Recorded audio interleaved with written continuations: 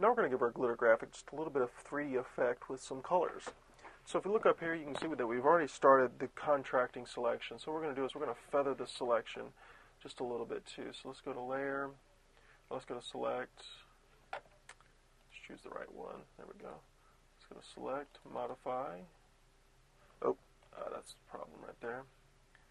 So we're in the Move tool, we'll go back to Selection tool, there we go. Now we're going to Select, Modify, and we're going to feather that, and we'll feather that 5. Let's actually feather that by 10. That sounds good. We've already chosen a lighter red color here, as you can see, so we're just going to hold down Alt and Delete, and there we go. It'll fill this in right now, so we'll hit Command D to deselect it. There you can see it's got a nice 3D effect going on to it. So now what we're going to do is we're going to hit we're going to hit M and go to our Marquee Selection tool. Let's come up here and let's put a circle in right here somewhere. Something like that. There we go. Now what we're going to do is we're going to select a really light pink color. Let's come up here and choose, let's go back up more towards the top here. Oh yeah, that one right there looks pretty good.